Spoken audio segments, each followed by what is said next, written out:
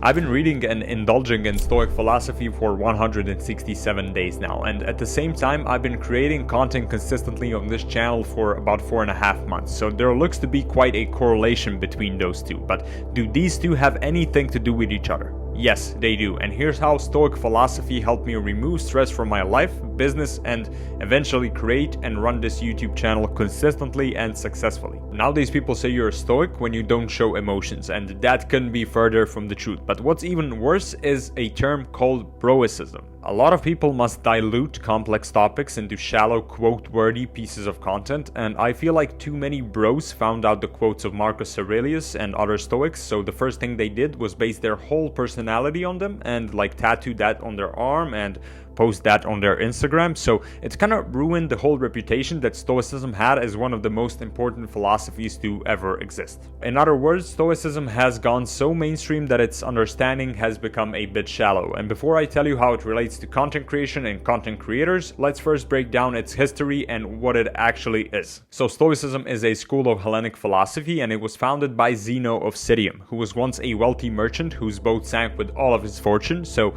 after that he entered a library in Athens where he stumbled upon a book containing the teachings of Socrates, so he later founded his own school of philosophy called Stoicism. The word Stoic originates from stoa poikile, which means the painted porch. See, Stoics didn't believe in locking themselves up in school or closed communities. They practiced their philosophy in public places like the Athens market. So just like the Stoics, content creators also practice their philosophy publicly in the markets called social media. But Stoicism is in fact way deeper than we all think, because it is composed by three main parts: logic, physics, and ethics. And nowadays people only talk about the ethics part of Stoic philosophy because it is the most digestible part, and it is where all the quotes come from, and it's also the one that relates to content creators the most, so it will be kind of our main subject today. But it's also important to know that you have the logic and the physics part, which are arguably more important, so this might get confusing. Buckle up. The main goal of Stoicism is reaching a state of what they call ataraxia. It's the tranquility of mind attained by avoiding excessive pleasures and banishing fear about the future. And the state of ataraxia is reached only by living with virtue. And in Stoicism, there are 4 cardinal virtues to live by. The first one is practical wisdom, the ability to navigate complex situations in a calm, logical manner. Temperament, exercising self-restraint and moderation in all aspects of life. Justice, treating others with fairness even when they are wrong. And courage, facing daily challenges with courage, clarity, and integrity. And only once you live and practice the cardinal virtues will you be able to, as Stoics say, live in accordance with nature and reach the state of ataraxia. But there is one more thing that you need to do, and the final piece of the puzzle is to focus on a practical part of Stoicism called the dichotomy of control. For example, if you're a content creator or you want to become one, then you know that a lot of things are just not in your control. How many views, likes, and followers you get, how people react to your content, how many clients and customers your content will attract. So I like to use the arrow analogy when describing this. You can have the best archer in the world take a shot at a target, but the wind just might blow it off its course, causing him to miss the target. And you can adjust and anticipate all you want, but you will never surely know what the result of something will be. So the Stoics believe that you should only focus on what's in your control, and you can control how many videos you put out, how much time you put into every piece of content, or how well you treat the people in the comments and the messages. And in other words, you can only control what you put in. You can only control your input. The Stoics also believe that the only thing we truly own is our ability to judge, make decisions, and direct our actions. And that's why you won't see me stressed because I have 200 views for a video that took me a whole week to make, because I simply don't focus on what's not in my control. The only thing I can do is listen to advice, learn some information, and get the data provided to me and make my content better. Decide on how I will improve my content. So my video is not getting enough views. Cool, let's see what we can improve. Is the title not intriguing enough? Do I speak in a good tone? Is my copywriting getting better and making people watch longer? Do I have a thumbnail? Can I make my description better so people will find me more through the search bar and the algorithm? And this is the only thing that I need to focus on, improving myself. So here's how you can apply it to real life. Recently, I made some plans and goals for one of my projects, and the topic was short form content and the impact it has. And if you know anything about it, you know that it's very volatile. It can get from 500,000 views one day, and next day it can get get 2 views. So you don't make output goals with such things, because you truly don't know if you're gonna get 2 million views or 2,000 views this month, but you damn sure know how many pieces of content you can script, shoot, and post. So instead of making output-based goals, we made some input-based goals. It was to make 20 pieces of content instead of 12 that we made the last month.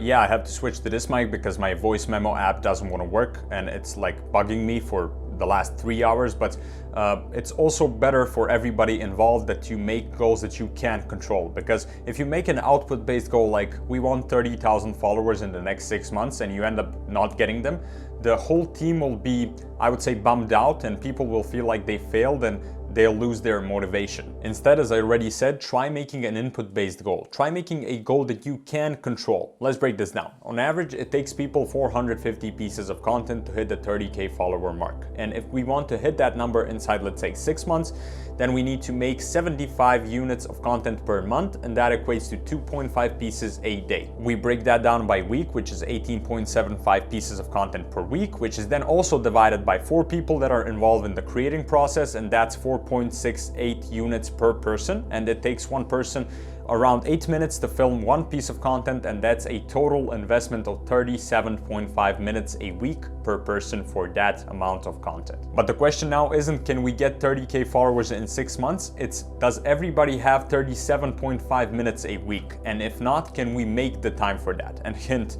everybody has 37.5 minutes a week. It's kind of a similar situation to making these YouTube videos. The first time I sat down to film one, it took me 5 hours of sitting down, and it was very frustrating, but then I realized that I can't control if my tongue trips and I make a mistake. I mean, you can control it to an extent, but after 30 minutes of repeating the same sentences, most of them are bound to be failures and you'll have to start all over again. Now, I don't stress it. I know it will be hard, but I'm prepared to sit on this chair for multiple hours until the filming is done. And that's also our next Stoic principle, facing your fears and challenges. As Marcus Aurelius said, the impediment to action advances action. What stands in the way becomes the way. This means that the obstacle that's in your way becomes something that pushes you to move forward. Or something like Epictetus said, the true man is revealed in difficult times. So when trouble comes, think of yourself as a wrestler whom God, like a trainer, has paired with a tough young buck. For what purpose? To turn you into Olympic class material. But my absolute favorite is from Seneca, and this one really hammers it down for me because it's so true.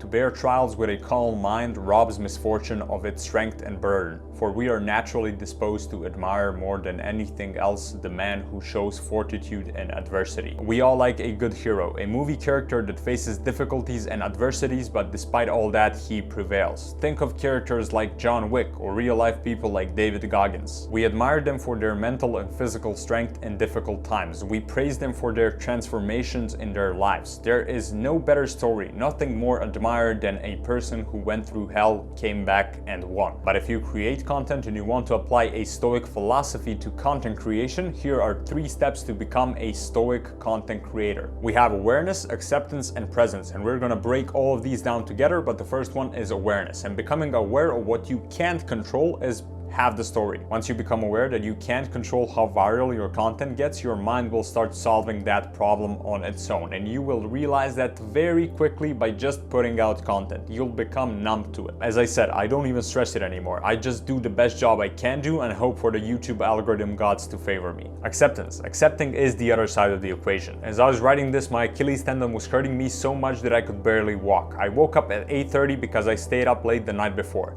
I can't drop the phone out of my hand. I scratched my car while parking, and I only started working at 10 o'clock even though I usually start at 8 and come to a cafe before the baristas open. You can dread it all you want, and I did. I judged myself for the past half an hour, but then I remembered that I should just move on. I learned this from one of my close friends who's kind of like a hometown legend where I live. He holds all these humanitarian events and works as an influencer and is also a professor and is also successful and many more things, and as I like to say, an all-around stand-up guy. So he was holding an event for a boy who needed help with a certain disease, and I was helping him film the event. And after doing a full day of organizing, coordinating, lecturing, dealing with people and their stories, he and I sat down to edit the video. And we talked about how awesome the event was, how there was an all-time high attendance, but at one moment in the conversation he told me, yeah man, I just want to finish with the video and move on to the next thing. And that really hit me. I don't know if this will make sense, but I'm used to doing one thing, good or bad, and always thinking about it after, never accepting it happened and moving on. But after hearing my older and wiser friend talk about it, now I repeat in my head, accept and move on, over and over, until I accept and eventually move on. And the last one is staying present. Life is a never-ending fight, and you always need to have your radar turned on looking for threats. And I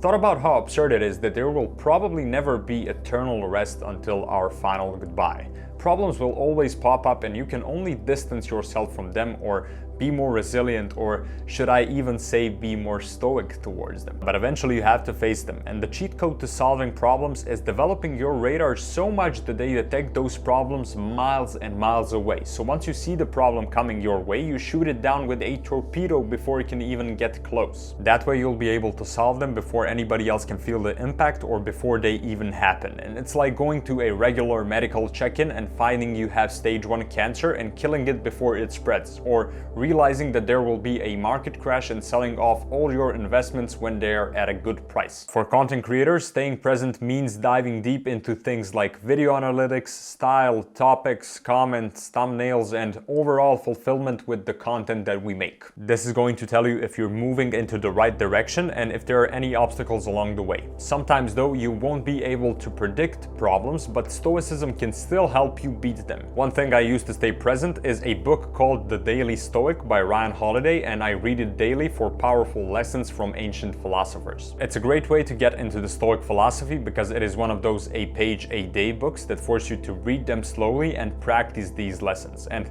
another book you should definitely read is called Meditations by Marcus Aurelius. But if you really want to understand the Stoic philosophy as a whole, go watch the video from a channel called Let's Talk Religion. It cleared up some things for me, so I have to publicly thank him, and I'll leave his video in my description. But yeah, that's it from me this Monday. I hope you enjoyed some of the topics we've covered, and just like Marcus Aurelius said, the impediment to action advances action. What's in the way becomes the way. So go take action, turn problems into solutions, make some content, inspire somebody, and leave your mark on the world just like the Stoics did. Thank you, and see you next Monday. Aleksa out.